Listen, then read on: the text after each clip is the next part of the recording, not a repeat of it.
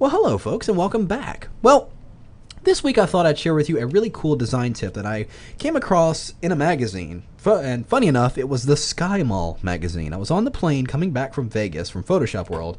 I'm sifting through the magazine, and I know we're all guilty of it, looking at the really cheesy stuff, and sometimes some cool stuff in there. But there was an ad, I believe it was for a watch company, that had a really, really cool kind of a distorted grid background. I'm thinking, that's really cool. I want to figure out how to do that.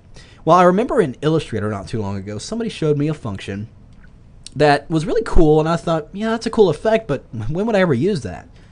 Well, looking at that ad, and then it hit me. I was like, that is the perfect use for that particular function. So here's what we're going to do. I'm inside Illustrator, but we're going to ultimately bring this in Photoshop to finish it up. But we have to generate this quick effect inside Illustrator first. So I'm going to go and select my ellipse shape tool here. And I'm just going to go inside my artboard and draw the shape across the artboard, just like that. And I'm not drawing it out. I'm just keeping it very narrow and across like this. Now here's the trick. I'm going to hold down the tilde key, which is that little wavy line key next to the number 1 on your keyboard, right above the tab key. And when I do that, it's going to basically do a repeat of my shape as I'm drawing it, or as I'm, moving it across my document. So I'm going to hold that key down and just drag the shape down and across. And you can see it has generated, if I deselect it here, a really interesting grid pattern. You can see all the lines that are going on in here. It's basically repeated that shape as I drag along. So when I first saw this, I'm like, yeah, that's really cool. But you look at it and you go, all right, what do I do with it now? Here's what you do with it. I'm going to drag and select the entire object. I'm going to copy it to the clipboard. Let's go under Edit, go to Copy.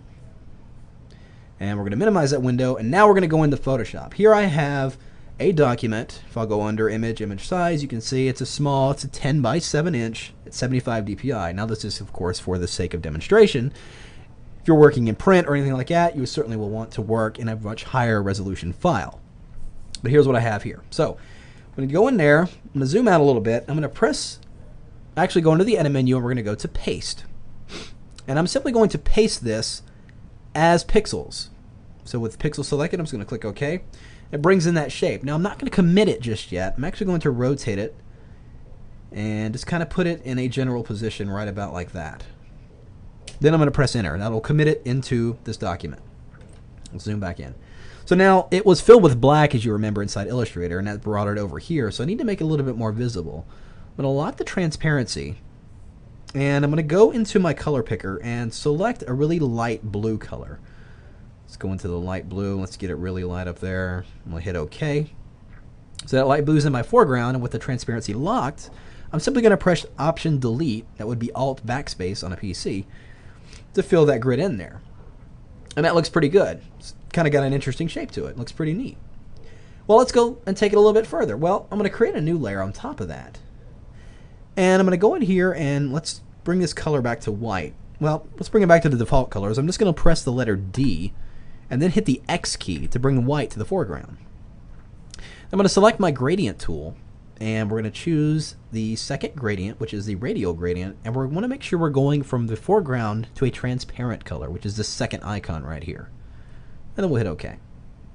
And just right down here toward the bottom of the document, I'm just on that new layer, not on the grid layer, which is on that layer 1. On the blank layer, I'm just going to draw a gradient out just like that. Now I'm going to clip that inside that grid layer by just clipping it between them. I'm going to hold down the Option key or the Alt key and clip that layer in between there. So now it appears just inside the grid. I'm going to change the blend mode of that to overlay. Then it highlights that area at the bottom a little bit more. As you see, I move it around, it's a little bit changed. Well, I'm going to highlight that grid layer once more. I'm going to zoom out the document so I can see what I'm doing here. I'm going to bring up Free Transform by pressing Command or Control T. Then I'm going to go Control or right click directly on that object to bring up this menu, and we're going to go to Warp. And here you can just kind of do whatever you want. I'm just going to actually just kind of push these ends in all kind of weird directions and just manipulate that grid that much more. Now that gradient layer we created is staying put because it's clipped inside there. It's on its own layer, so it's not doing anything. So once I've worked all that in place, we'll just hit OK, and then we'll zoom back in here. So we're getting a kind of really interesting 3D grid thing happening here. It's kind of cool. And ultimately what we're striving for here is a really interesting background.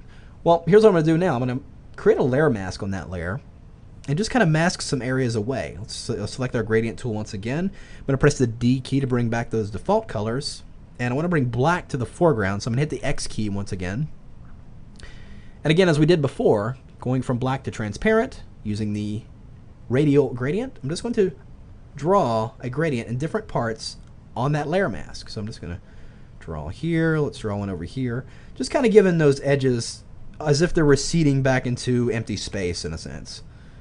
Let's just kind of do that there, just like that. So that's pretty much it. I'm going to go over here and select that background, and let's go and get another of that blue color. And let's give that background a little subtle hint of blue. Again, using the gradient tool, foreground to transparent, using the radial. I'm just going to draw a gradient in from the back here, up just like that. So it almost looks like there's a light source coming from down here. It's shining up on that grid. Well, all there's really left to do now is just pop in some text. Here I'm going to select my text tool. I'm just going to click in here once.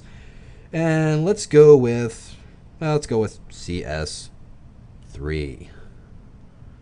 Big techno letter CS3. So, and this font is actually, if I double click and highlight that font, you can see it's Terminator, which is from the movie Terminator. I actually found this font on a website called DaFont. It's DAFONT.com. Has all kinds of really cool free fonts you can download. So I'm just going to park that in place there. I'm going to go under Window to Styles. I'm going to open up my styles. I'm just going to apply one of these default styles in here, which is this little chromey gel effect there, and boom, there we have it. And that pretty much is it. Look at that. We've created a really cool three-dimensional grid simply with that really crazy function inside Illustrator that probably nobody ever thought to use, but here's a really cool use for it, creating a really interesting three-dimensional grid in there. So there you have it. Give it a try yourself. See what kind of funky designs you can come up with, and have fun with it. We'll see you next time.